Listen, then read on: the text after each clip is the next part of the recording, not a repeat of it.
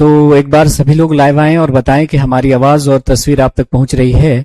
तो आज के सेशन का हम आगाज करेंगे। जैसा कि आप जानते हैं कि हम लोगों ने एनिमल टिश्यू फिनिश कर लिया है। एनिमल टिश्यू में जितने भी सारे उसके पार्ट्स थे, एपिथेलियल टिश्यू, कनेक्टिव टिश्यू में बोन, ब्लड, ये सब हम लोग ऑलरेडी पढ़ चुके हैं। नर्वस टिश्यू में ब्रेन वगैरह सब कुछ पढ़ चुके हैं। तो अब हम प्लांट टिश्यू की बात करने वाले हैं। तो प्लांट टिश्यू को हम पूरा एक टेबल से आपको दिखा देते हैं पहले, है ना। पूरे प्लांट टिश्यू को एक स्लाइड पे हम लेके आते हैं टेबुलर फॉर्म में, और फिर हम क्या करेंगे कि उसकी डिटेल में चलेंगे। ठीक है, तो पूरे प्लांट टिश्यू को इस आधार पे दो भागों में बांटा गया है कि किसमें डिवीजन होता है और किसमें नहीं होता है। तो प्लांट टिश्यू या वनस्पति उत्तक या पादप उत्तक को इस आधार पर दो भागों में विभाजित किया गया है कि किसमें विभाजन होता है और किसमें नहीं होता है ना, इस आधार पे। ठीक है जी। तो प्लांट टिश्यू को किस आधार पे बांटा गया है दो भागों में, कि किसमें डिवीजन हो रहा है और किसमें नहीं हो रहा है ना। तो इस आधार पे दो पार्ट में बांटा गया है। एक कहलाता है मेरिस्टेम्स और मेरिस्टेमेटिक टिश्यू। तो पहला जो कहलाता है टिश्यू वो है मेरिस्टेम्स या मेरिस्टेमेटिक टिश्यू। क्या कहलाता है? मेरिस्टेम। और इसी को हम क्या बोलते हैं? मेरिस्टेमेटिक टिश्यू, है ना। विभाज्योतक। तो सिर्फ मेरिस्टेम लिख दे रहा हूं, है ना। इतना लिखने की क्या जरूरत है, आगे सारा लिखा मिलेगा। इसको हम बोलेंगे मेरिस्टेम्स और मेरिस्टेमेटिक टिश्यू, विभाज्योतक। नाम से क्लियर है ना। वह उत्तक जो विभाजित होंगे, तो वह पादप उत्तक जो विभाजित होंगे उसको क्या नाम दिया गया है? मेरिस्टेम या मेरिस्टेमेटिक टिश्यूज। ठीक है जी। हाँ, कमेंट को आप दीजिए विराम। इधर देख लेते हैं हम लोग, एकदम पूरा समझ में आ जाएगा। एक एक बात आपके दिमाग में सेट हो जाएगी, घबराना नहीं है, बस आराम से सुनते रहिएगा। और दूसरा जो टिश्यू है वो है परमानेंट टिश्यू। दूसरा जो टिश्यू है वो है परमानेंट टिश्यू, स्थायी उत्तक। स्थायी उत्तक तो वह उत्तक जिसने विभाजन की क्षमता खो दी है, जो विभाजित नहीं हो सकते उसको क्या बोलेंगे? Permanent tissue. और जो विभाजित हो सकते हैं उसको कहते हैं मेरिस्टेम्स या मेरिस्टेमेटिक टिश्यू, विभाज्योतक या विभाज्योतकी उत्तक। अब देखिए, मेरिस्टेमेटिक टिश्यू जो कि विभाजित हो सकते हैं, इसको पोजीशन के आधार पे या लोकेशन के आधार पे तीन पार्ट में बांटा गया है कि ये पौधों में ये मेरिस्टेम कहां कहां पाए जाएंगे। तो पहला है एपिकल मेरिस्टेम। एपिकल मेरिस्टेम शीर्षस्थ विभाज्योतक। शीर्षस्थ विभाज्योतक। दूसरा जो है टाइप वो है ना।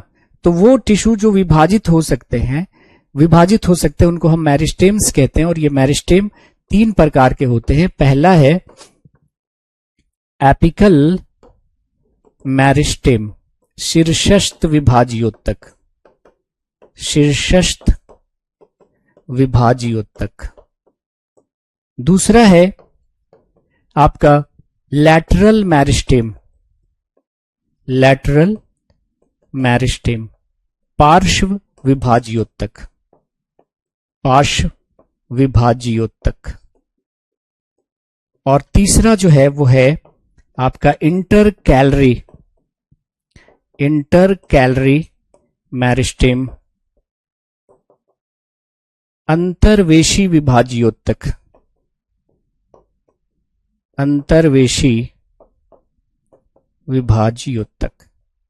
तो विभाज्योतक यानी मेरिस्टेम तीन प्रकार के हैं, एपिकल, इंटरकैलरी एंड लैटरल। अब देखिए, वो टिश्यू, वो पादप उत्तक जो विभाजित नहीं हो सकते उसको कहा गया है परमानेंट टिश्यू। क्या कहा गया है? परमानेंट टिश्यू, स्थायी उत्तक। और ये स्थायी उत्तक भी दो तरह के होते हैं। एक होता है simple permanent tissue. Simple permanent tissue. Permanent tissue को शॉर्ट में हमने क्या लिख दिया? पीटी, यानी सरल स्थायी उत्तक। सरल स्थायी उत्तक। और दूसरा होता है complex permanent tissue. Complex permanent tissue, जटिल स्थायी उत्तक, जटिल स्थायी उत्तक, ठीक है। Simple permanent tissue and complex permanent tissue. अब देखिए ये सिंपल परमानेंट टिश्यू तीन तरह के होते हैं, है ना, पैरेनकाइमा, पैरेनकाइमा, मृद उत्तक, सबको एक एक करके देखेंगे। दूसरा होता है स्क्लेरेन काइमा, दृढ़ उत्तक, और तीसरा होता है कॉलन काइमा, कॉलन काइमा, स्थूल कोण उत्तक, स्थूल कोण उत्तक। तो सिंपल परमानेंट टिश्यू तीन तरह का होता है, पैरेनकाइमा, स्क्लेरेनकाइमा और कॉलेनकाइमा। मृद उत्तक, दृढ़ उत्तक, स्थूल कोण उत्तक। और कॉम्प्लेक्स परमानेंट टिश्यू दो प्रकार के होते हैं, कौन कौन? जाइलम और फ्लोएम, जिसको हमें डिटेल से पढ़ना है, जाइलम और फ्लोएम, जाइलम और फ्लोएम। तो ये पूरा जो प्लांट टिश्यू है उसका हमने लेखा जोखा एक स्लाइड पे बतला दिया कि वह टिश्यू, वह पादप उत्तक जो विभाजित हो सकते हैं उसको कहते हैं विभाज्य उत्तक, मेरिस्टेम जो नहीं विभाजित हो सकते उसको कहते हैं परमानेंट टिश्यू, स्थायी उत्तक। जो विभाजित हो सकते हैं उसे मेरिस्टेम कहते हैं। मेरिस्टेम तीन प्रकार का, एपिकल, लैटरल, इंटरकैलरी, शीर्षस्थ, पार्श्व और अंतर्वेशी। और अस्थायी उत्तक दो प्रकार के, सरल स्थायी उत्तक, जटिल स्थायी उत्तक। सरल स्थायी उत्तक तीन प्रकार के, जटिल स्थायी उत्तक दो प्रकार के। अब एक एक करके सबको हम लोग देख लेते हैं, ठीक है, डिटेल में। तो ये एक स्लाइड पे आपका बन गया सारा मामला। तो आते हैं हम लोग, देखिए हमने लिखा है कि विभाजन की क्षमता के आधार पे, on the basis of capacity of cell division, है ना, विभाजन की क्षमता के आधार पे पादप उत्तक को दो प्रमुख वर्गों में बांटा गया है। एक है क्या, मेरिस्टेम्स, विभाज्योत्तक, जिसको हम और क्या कहते हैं, मेरिस्टेमेटिक टिश्यू, विभाज्योत्तकी उत्तक भी कहते हैं। और दूसरा आपका है स्थायी उत्तक, परमानेंट टिश्यू। तो वो उत्तक जो विभाजित होंगे मेरिस्टेम कहलाएंगे, जो विभाजित नहीं होंगे, है ना, अस्थाई हो गया है, बहुत काम कर लिया, जैसे आदमी रिटायर हो जाता है तो जिंदगी भर तो काम करता है, बाद में अस्थाई हो जाता है, कुछ करना धरना नहीं है, घर में बैठे हुए हैं, ठीक है। तो ये परमानेंट टिश्यू। तो सबसे पहले हम मेरिस्टेमेटिक टिश्यू को देखेंगे, फिर परमानेंट टिश्यू की हम लोग बात कर लेंगे, ठीक है। चलिए अब आते हैं, पहला हम लोग देखेंगे मेरिस्टेम्स या मेरिस्टेमेटिक टिश्यू, जिसको हिंदी में विभाज्योत्तक या विभाज्योत्तकी उत्तक कहते हैं। तो आप कहिएगा सर कि मेरिस्टेम्स वो टिश्यू होते हैं जो विभाजित हो सकते हैं। तो लिख दिया है कि the meristems are the tissues having the power of cell division.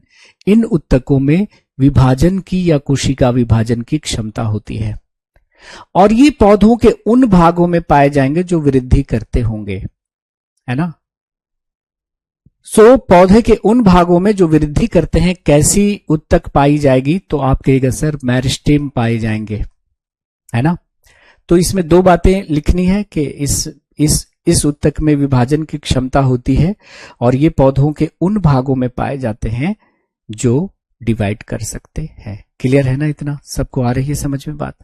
चलिए अब जैसा कि मैंने कहा कि ये जो मेरिस्टेम्स होते हैं ये तीन प्रकार के होते हैं।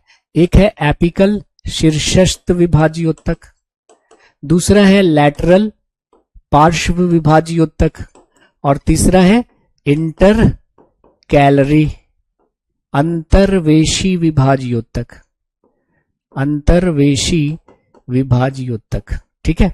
तो इनके प्रकार देख लेते हैं।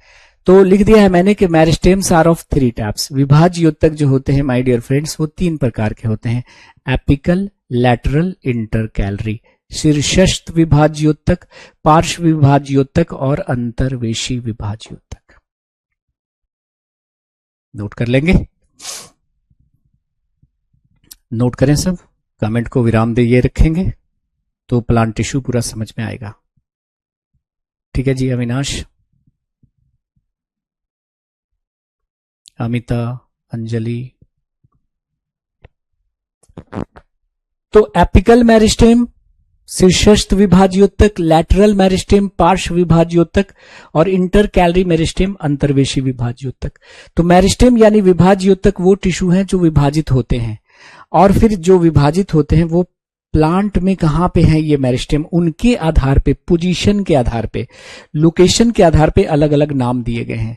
जैसे पहले वाले को देख लेते हैं, एपिकल मेरिस्टेम कहां पाया जाएगा, तना के शीर्ष पर और जड़ों के शीर्ष पर, रूट अपेक्स और शूट अपेक्स। अपेक्स मतलब क्या होता है, शीर्ष, इसीलिए नाम है एपिकल मेरिस्टेम, शीर्षस्थ विभाज्योतक। तो ये तो नाम से क्लियर है।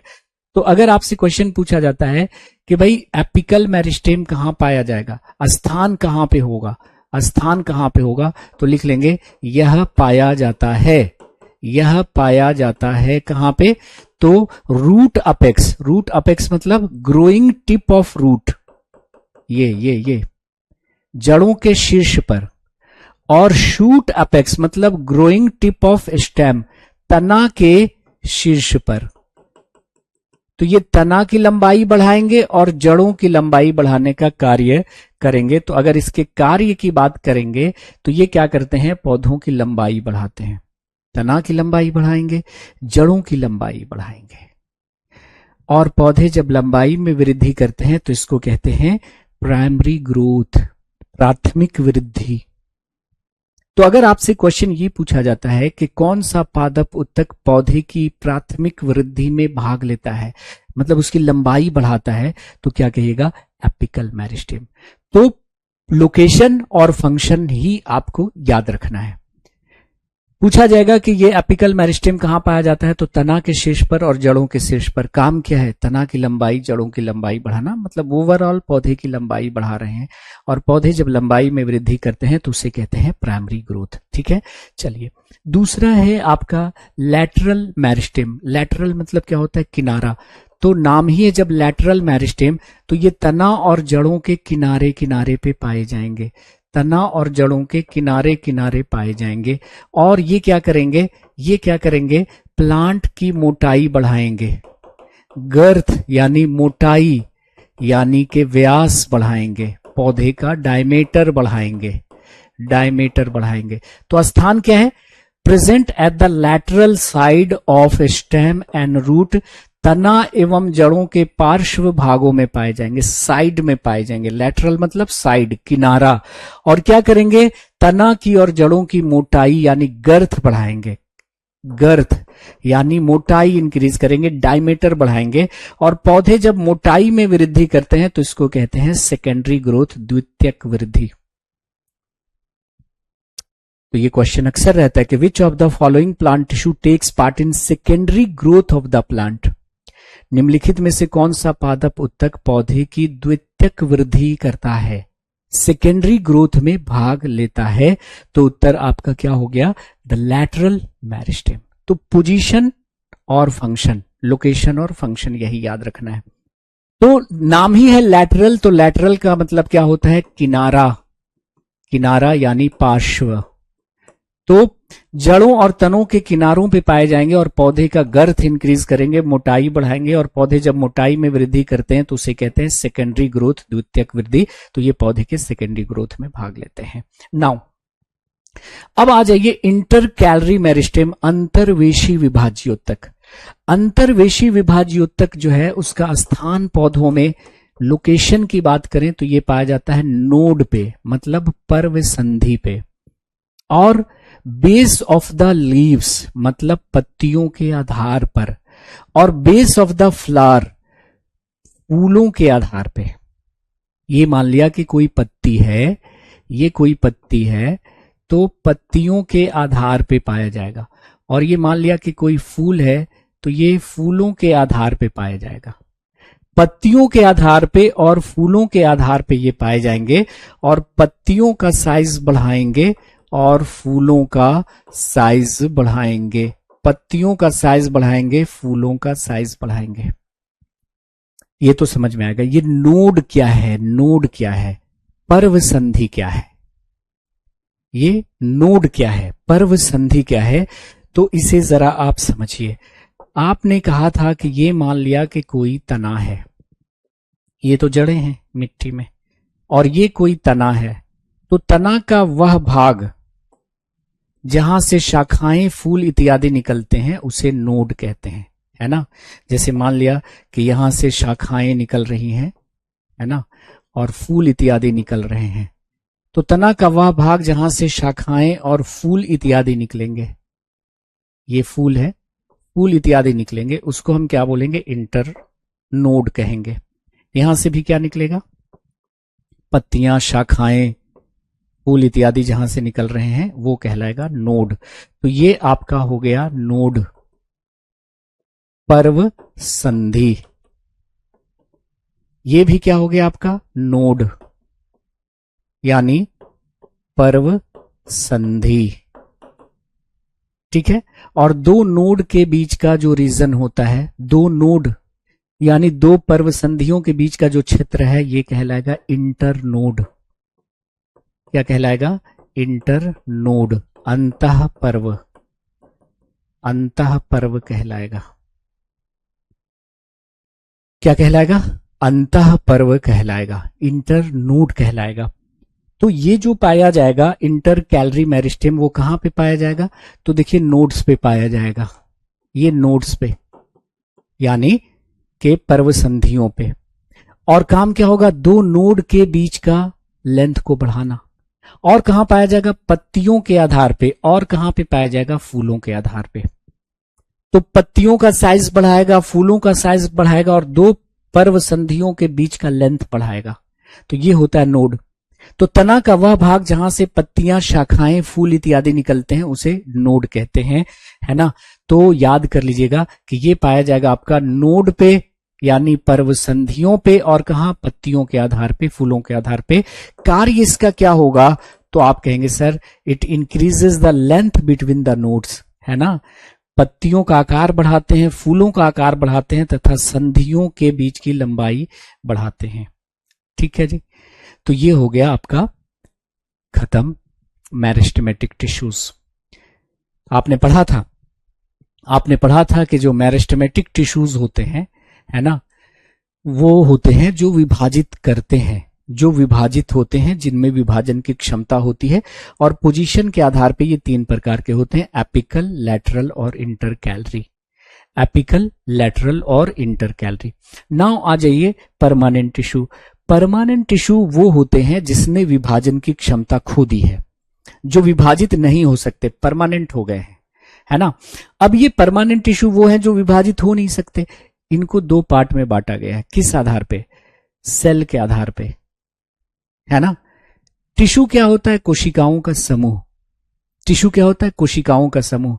तो वह परमानेंट टिश्यू जो एक ही प्रकार के कोशिकाओं से मिलकर बना रहेगा, एक ही प्रकार के कोशिकाओं से मिलकर बना रहेगा, उसको बोलेंगे सिंपल परमानेंट टिश्यू। सरल स्थायी उत्तक, एक ही प्रकार के कोशिकाओं का समूह है। लेकिन वह परमानेंट टिश्यू जो एक से अधिक प्रकार के कोशिकाओं से मिलकर बना होगा, मान लिया एक कोशिका ऐसा है, तो दूसरी कोशिका ऐसी है, तो तीसरी कोशिका ऐसी है, तो एक से अनेक प्रकार की कोशिकाओं का, एक से ज्यादा प्रकार की कोशिकाओं का समूह होगा आपका कॉम्प्लेक्स। तो सरल स्थायी उत्तक तीन प्रकार के होंगे, पैरेन्काइमा, स्क्लेरेन्काइमा और कॉलेन्काइमा। और कॉम्प्लेक्स परमानेंट टिश्यू दो प्रकार के होंगे, जाइलम और फ्लोएम, जिनको हम डिटेल से देखेंगे जहां से क्वेश्चंस की भरमार रहती है। तो सबसे पहले देख लेते हैं हम लोग परमानेंट टिश्यू, है ना, permanent tissue. So let us start with permanent tissue, है ना। तो ये आपने देखा होगा, नोड्स और इंटरनोड्स के बारे में हमने लिख दिया है कि नोड क्या होते हैं, इंटरनोड्स क्या होते हैं। उसके बाद आपने ये ऐसा देखा होगा डायग्राम एनसीईआरटी में कि ये तना के शीर्ष पर और जड़ों के शीर्ष पर कौन होगा, शीर्षस्थ विभाज्योतक। ये साइड साइड में क्या होगा, तो आप कहेंगे सर पार्श्व विभाज्योतक। और ये संधियों पे क्या होगा, संधियों पे क्या, पर्व संधियों के पे क्या होगा, अंतर्वेशी, अंतर्वेशी। और ये देखिए पत्तियों के आधार पे, फूलों के आधार पे भी अंतर्वेशी होगा। तो ऐसा डायग्राम आपने देखा होगा एनसीईआरटी में। ओके, तो ये शीर्षस्थ विभाज्योतक तना के शीर्ष पर और जड़ों के शीर्ष पर लंबाई बढ़ाएंगे। पार्श्व विभाज्योतक किनारे किनारे मिलेंगे, और इंटर कैलरी कहां मिलेंगे, पर्व संधियों पर, पत्तियों के आधार पे, फूलों के आधार पे। ठीक है जी, चलो अब आ जाते हैं परमानेंट टिश्यू। परमानेंट टिश्यू वो टिश्यू होते हैं जिसने विभाजन की क्षमता खो दी है, जिसने विभाजन की क्षमता खो दी है।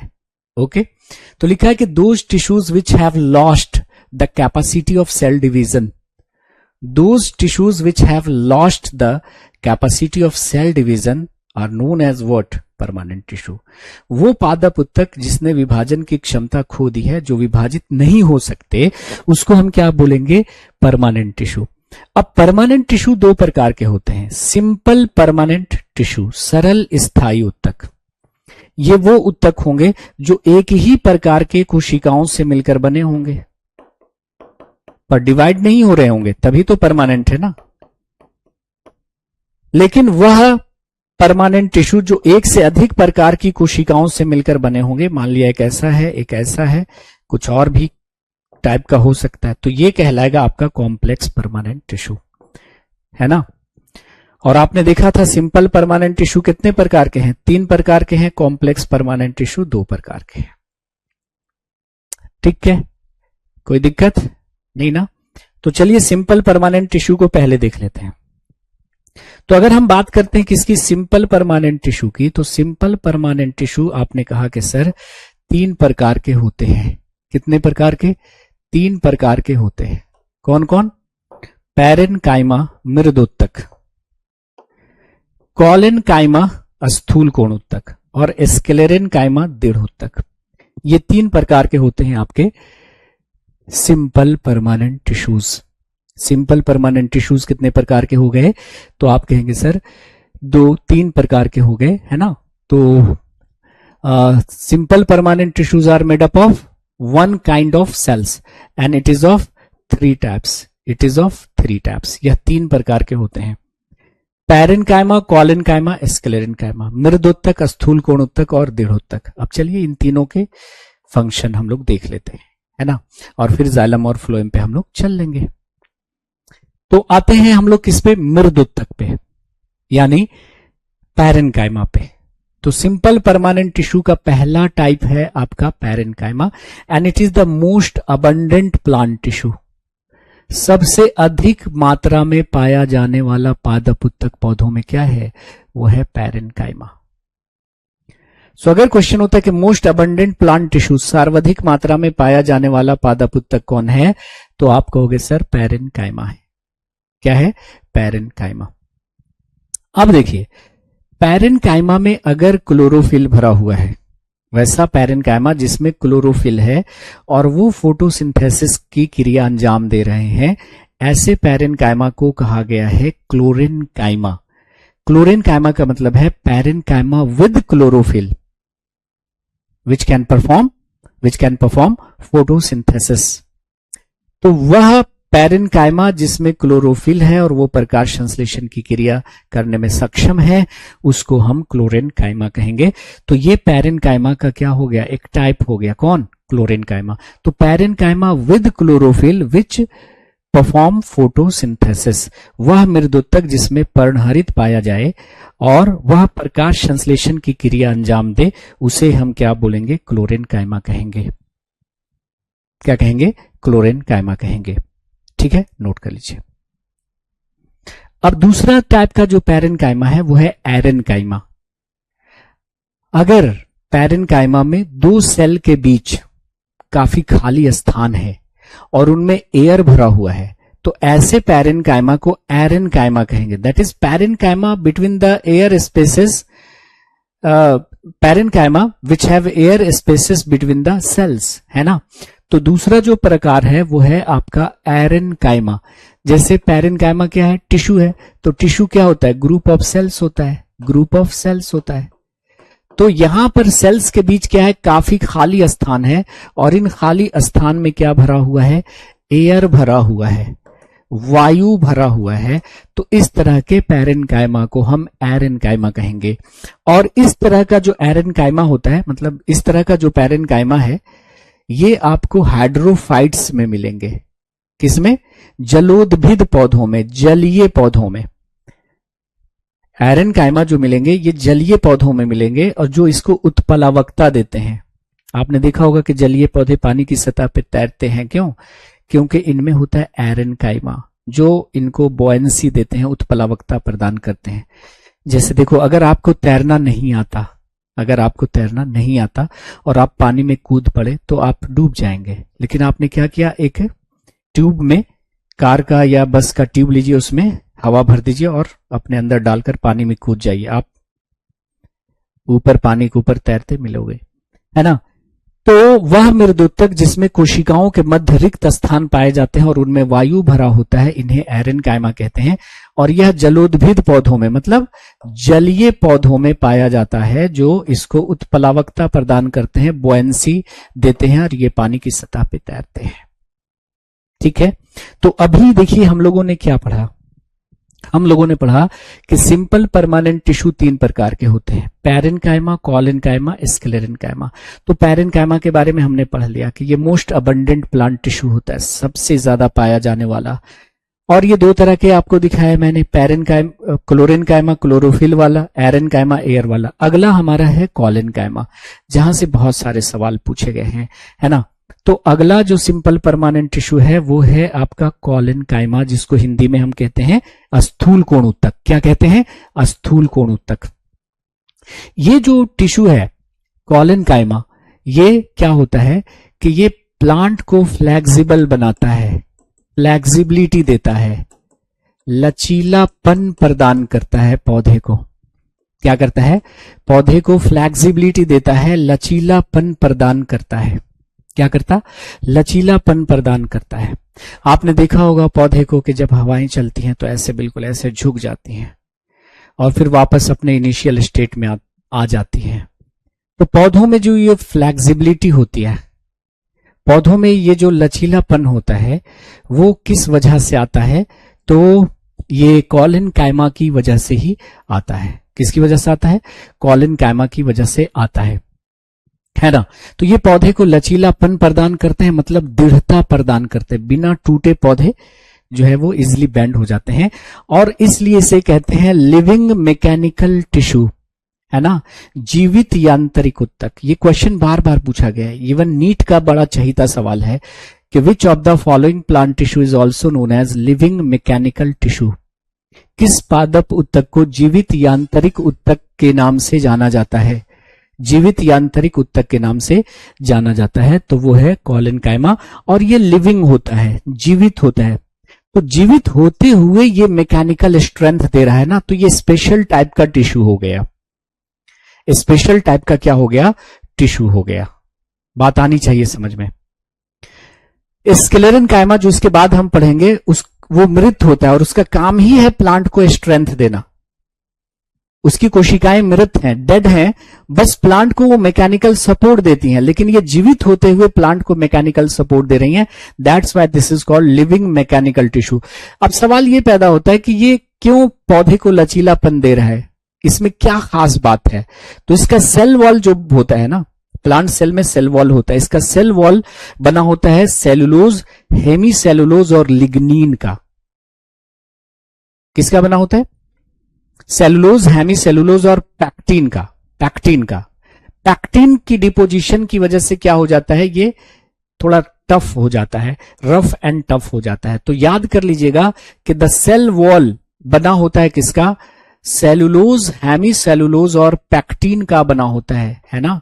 तो इसकी कोशिका भित्ति, इनकी कोशिकाओं की जो कोशिका भित्ति होती है, जैसे मान लिया ये प्लांट सेल है, तो प्लांट सेल ऐसा होगा, तो ये कोशिका भित्ति जो है वो लिग्नीन का डिपोजिशन आ जाएगा, लिग्नीन का डिपोजिशन आ जाएगा, जिसकी वजह से ये रफ एंड टफ हो जाएंगे। तो इसको याद रख लीजिएगा कि जो आपका स्क्लेरेन्काइमा होता है, उसकी कोशिका की कोशिका भित्ति सेलुलोज, हेमीसेलुलोज और पैक्टीन की बनी होती है। पैक्टीन की डिपोजिशन के कारण दीवार इसकी थिक हो गई पैक्टीन से, सो ये अभी मरा नहीं है सेल, बट क्या हो गया है? रफ एंड टफ हो गया है। ठीक है, अगला जो है सिंपल परमानेंट टिश्यू वो है स्क्लेरेन्काइमा।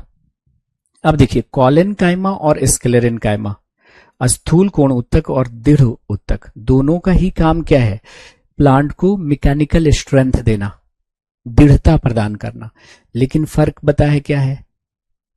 जो कॉलन कायमा है वो भी पौधे को दृढ़ता दे रहा है, ये भी पौधे को दृढ़ता दे रहा है, पर इसके सेल्स डेड हो गए हैं क्योंकि इसके सेल वॉल में लिग्निन की डिपोजिशन आ गई है ना, जिसकी वजह से सेल वॉल से मटेरियल का आदान प्रदान नहीं हो सकता, काफी थिक हो गई है सेल वॉल और ये डेड होकर बस प्लांट को मैकेनिकल स्ट्रेंथ दे रहा है।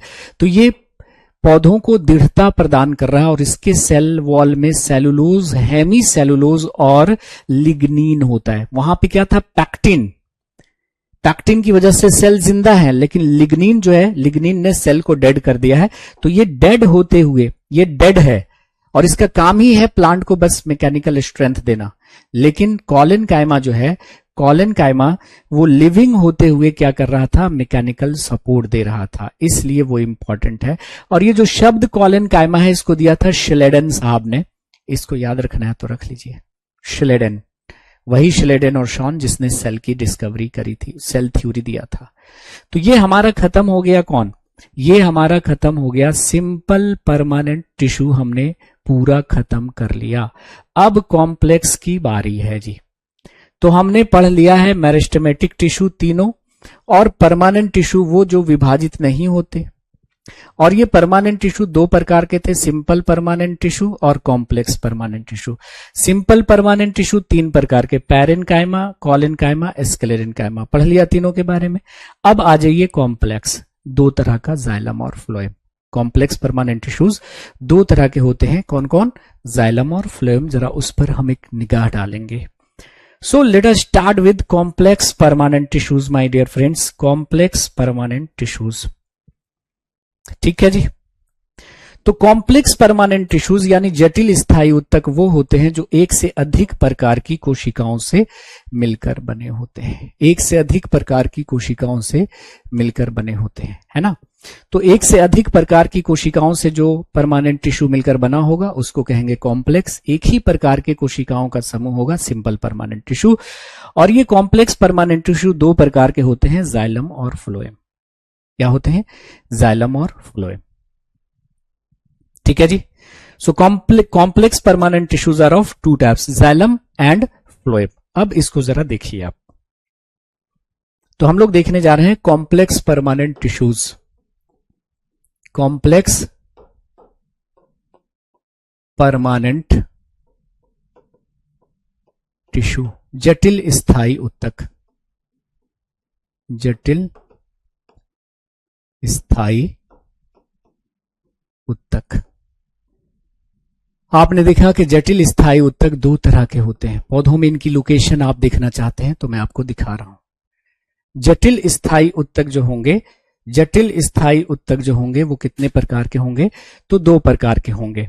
एक कहलाएगा आपका जाइलम, और जाइलम को हम लोग वुड भी कहते हैं, जाइलम या काष्ठ। और दूसरा होता है आपका फ्लोएम। फ्लोएम को हम लोग बास्ट के नाम से भी जानते हैं। तो फ्लोएम या हम क्या बोलेंगे, बास्ट कहेंगे। तो जाइलम और फ्लोएम। अगर हम पौधों में इनकी लोकेशन आपको बताएं तो कुछ यूं होगा।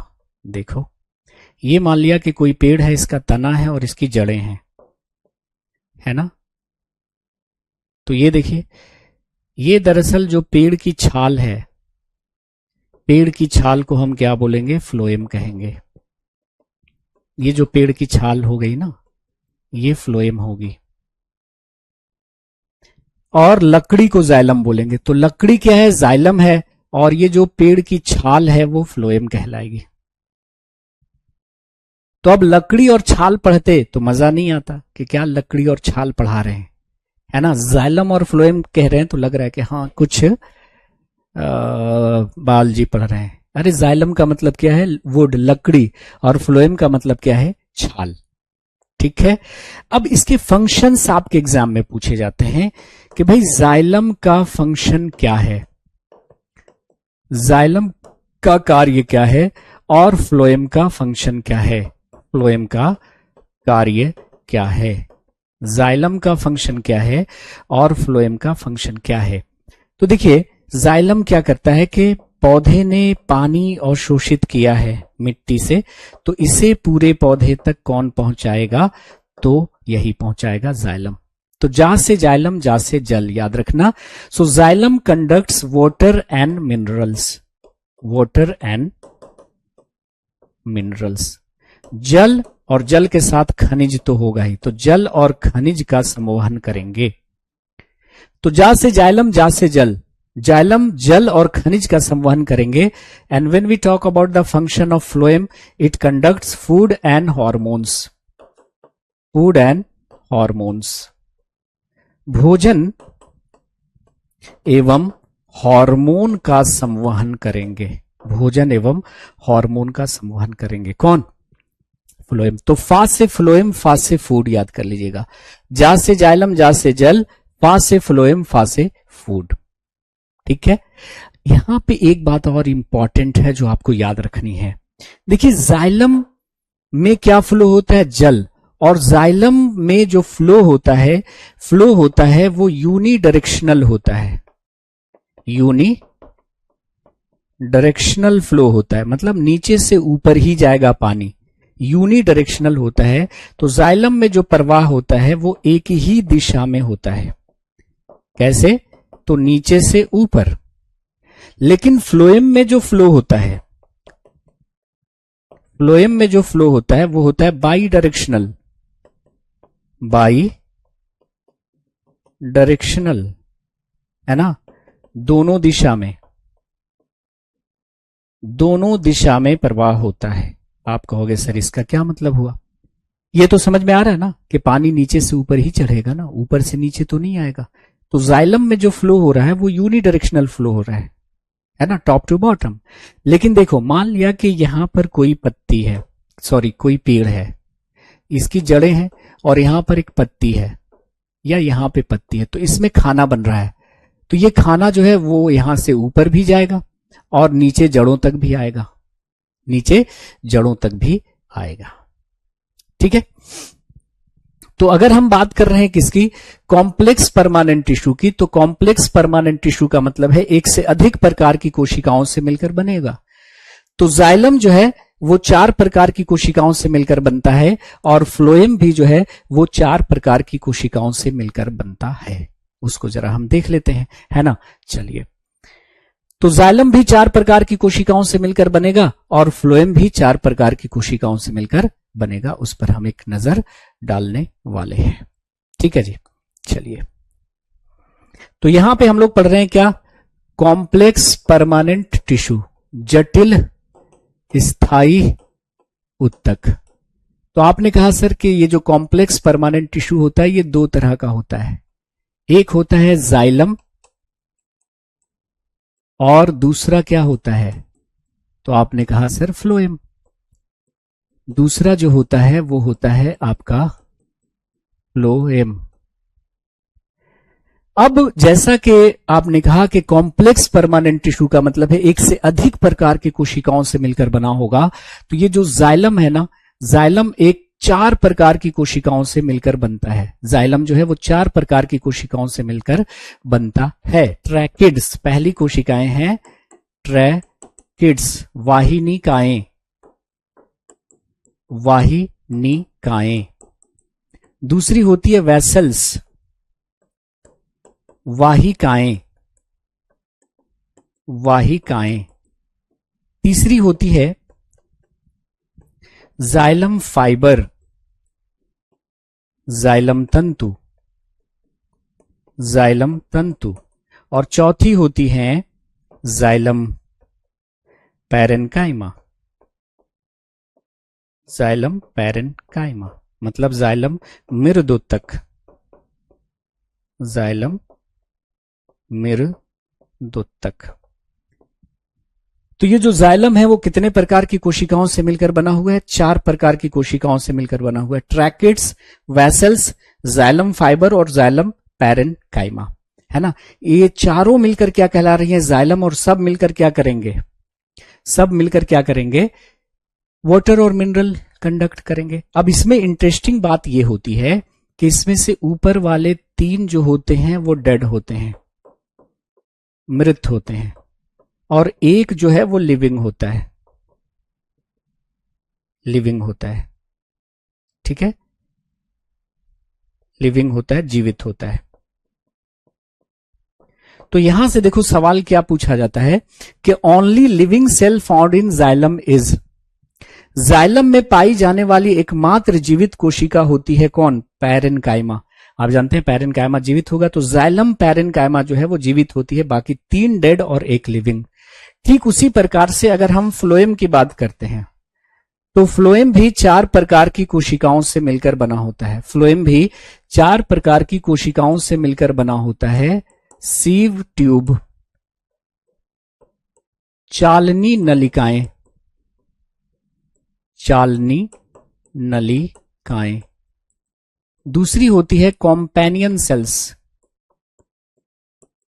कॉम्पेनियन सेल्स, सह कोशिकाएं, सह कोशिकाएं। और तीसरी होती हैं फ्लोएम पैरेन्काइमा, फ्लोएम मृदोत्तक। और चौथी जो है वो कहलाती हैं फ्लोएम फाइबर, फ्लोएम तंतु। ठीक है जी, फ्लोएम तंतु। ये 4 प्रकार की कोशिकाएं मिलकर बना रही हैं फ्लोएम, जो क्या कर रही हैं? सब मिलकर एक कॉमन फंक्शन। टिश्यू क्या होते हैं? कोशिकाओं का समूह जो सब मिलकर एक कॉमन फंक्शन कर रहा है। ये सब मिलकर क्या कर रहे हैं? भोजन और हार्मोन का कंडक्शन।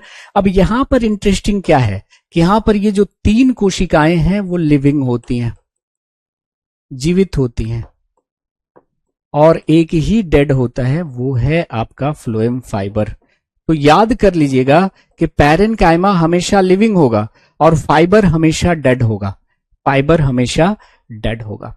तो ये सवाल तो पूछ लिया है यहां पे कि only living cell found in xylem, xylem में पाई जाने वाली एकमात्र जीवित कोशिका कौन है? तो जाइलम पैरेन्काइमा।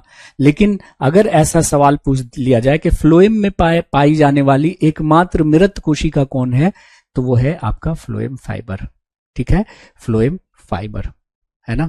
तो यहां से देखो क्वेश्चन कैसे हो सकता है कि कौन जाइलम का पार्ट है या नहीं है, या कौन फ्लोएम में पाया जाने वाला एक सेल है या नहीं है। तो याद कर लीजिएगा इसको, ये जाइलम के सेल्स हैं, ये फ्लोएम के सेल्स हैं। ओके, तो जैसा कि मैंने कहा कि जाइलम 4 प्रकार की कोशिकाओं से मिलकर बनता है। क्या नाम है? ट्रैकिड्स वाहिनिकाएं, है ना, और वैसल यानी वाहिकाएं, जाइलम फाइबर, जाइलम तंतु और जाइलम पैरेन्काइमा। इनमें से 3 जो हैं वो आपके डेड हैं, मृत हैं, और ये एक लिविंग है, जीवित है। वो जीवित है कौन? जाइलम मृदोत्तक। और ये चारों कोशिकाएं मिलकर कहला रही हैं क्या? जाइलम। इसीलिए जाइलम कॉम्प्लेक्स परमानेंट टिश्यू है, क्योंकि एक से अधिक प्रकार की कोशिकाओं का समूह है और सब मिलकर कार्य क्या कर रहे हैं?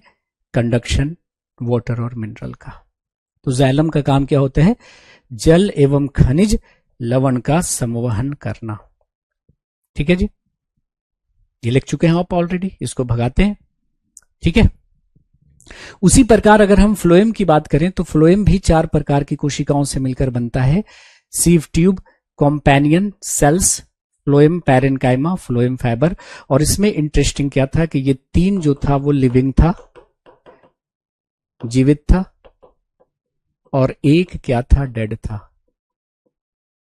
मृत था। तो देख रहे हैं ना आप, यहां पे आपने क्या देखा? यहां पे आपने देखा कि 3 डेड 1 लिविंग। यहां पे क्या है? 3 लिविंग 1 डेड, उल्टा है ना, वहां से उल्टा है। ओके, चलिए, तो ये 4 प्रकार की कोशिकाएं मिलकर कर रही हैं क्या? बना रही हैं क्या? फ्लोएम। और ये सब मिलकर एक कॉमन फंक्शन कर रहे हैं क्या? तो भोजन और हार्मोन का संवहन।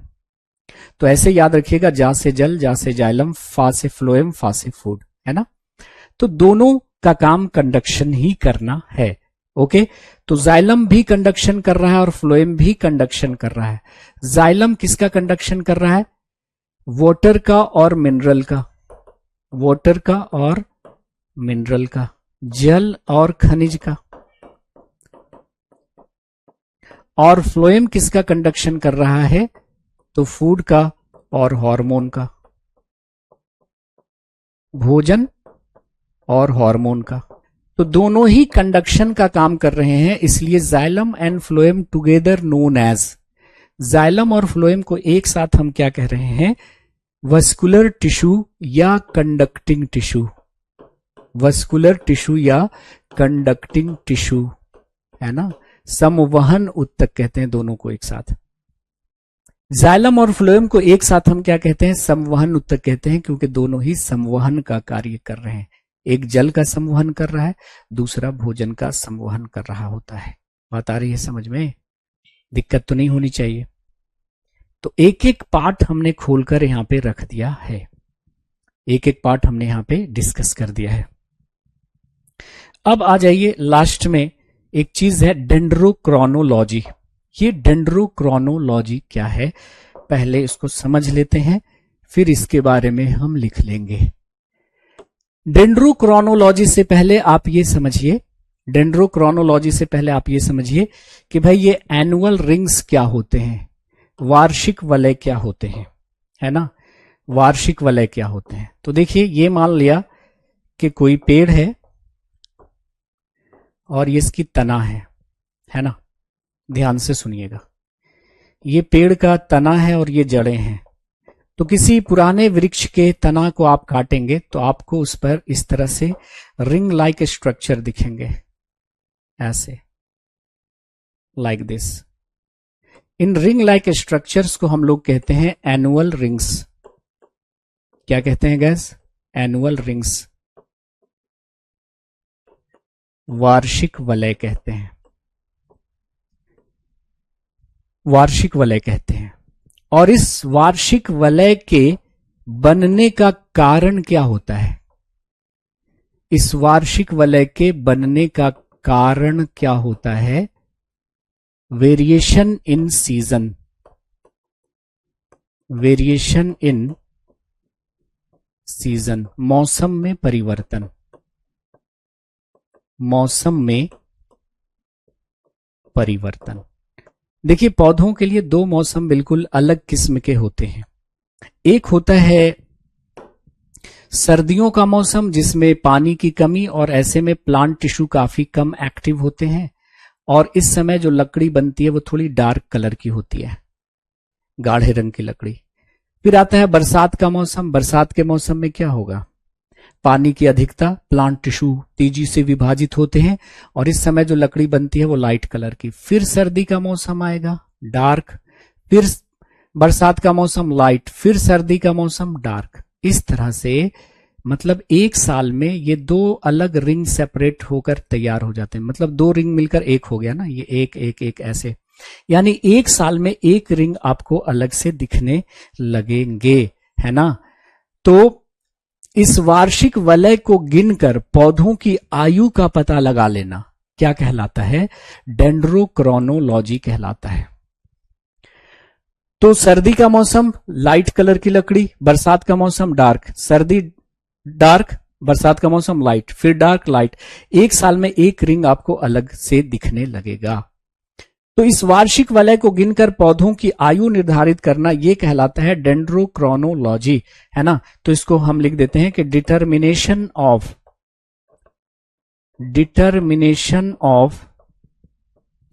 As of tree by counting annual rings is called dendrochronology.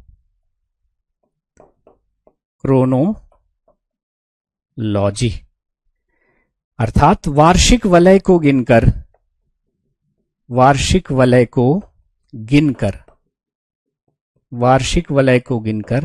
पौधों की आयु निर्धारित करना, पौधों की आयु निर्धारित करना डेंड्रोक्रोनोलॉजी कहलाता है। डेंड्रोक्रोनोलॉजी कहलाता है। तो इस वार्षिक वलय को गिनकर पौधों की आयु का पता लगा लेना, यही कहलाता है डेंड्रोक्रोनोलॉजी। यूपीएससी प्री में एक सवाल पूछा गया था कि किस जगह के पौधों में वार्षिक वलय अस्पष्ट नहीं होगा। बताइए, किस जगह के पौधों में वार्षिक वलय अस्पष्ट नहीं होगा। तो देखिए ना, वार्षिक वलय के बनने का कारण क्या है? Variation in season. जहां पे मौसम एक जैसा रहेगा वहां पे वार्षिक वलय नहीं बनेगा।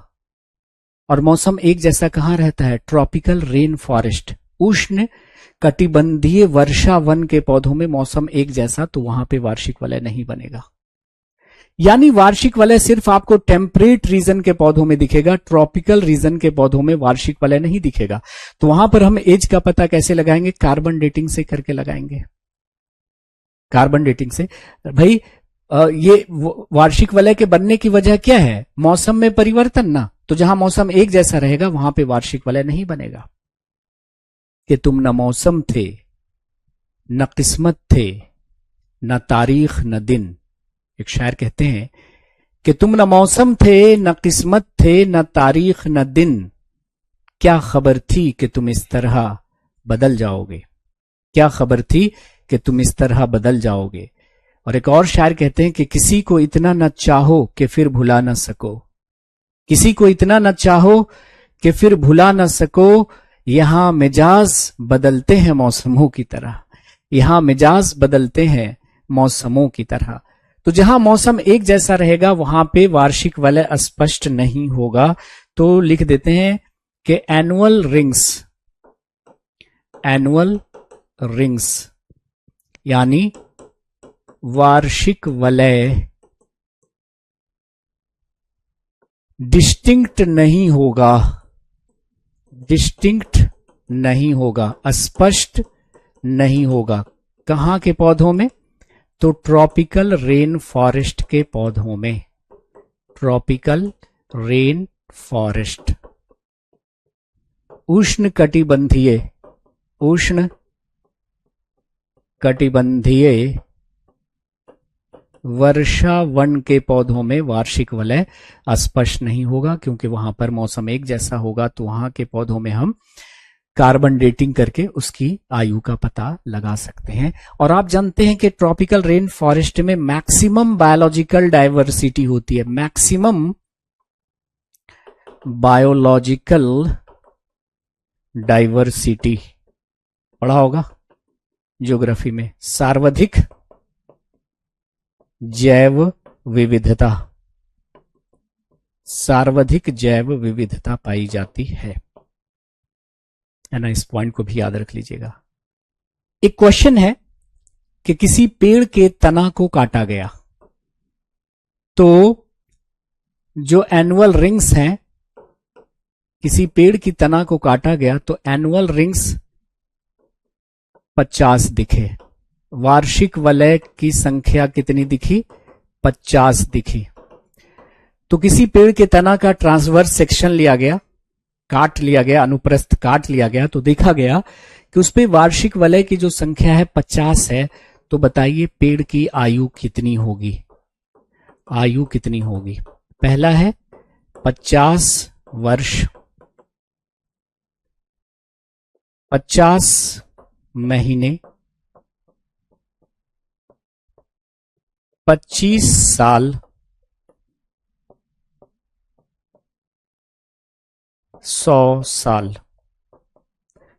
उत्तर बताइए जी। क्वेश्चन आया समझ में? किसी पेड़ को काटा गया, तने को काटा गया, तो उसमें पाया गया कि एनुअल रिंग की संख्या 50 थी, तो पौधे की आयु होगी 50 वर्ष, 50 महीने, 25 साल, 100 साल। अब यहां पर कितने बच्चे सोचेंगे अच्छा एक साल में 2 रिंग बन रहा है? नहीं, 2 रिंग मिलकर एक हो रहे हैं, सेपरेट कर रहे हैं दूसरे रिंग को। ठीक है, तो सिंपल यहां पे याद रखना कि जितने एनुअल रिंग्स होंगे उतने ही क्या होंगे? एज होगा। तो एनुअल रिंग अगर 50 है तो एज भी 50 साल होगा। तो age will be equal to number of annual rings. तो आयु पेड़ की जो होगी वो कितनी होगी?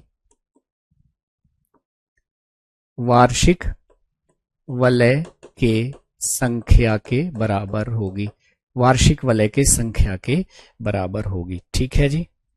तो ये था गाइस हमारा प्लांट टिश्यू। तो प्लांट टिश्यू में इससे ज्यादा पढ़ने की आपको जरूरत नहीं है। तो प्लांट टिश्यू को हमने पूरा का पूरा आपको क्या कर दिया, एक साथ हमने पढ़ा दिया है। ठीक है।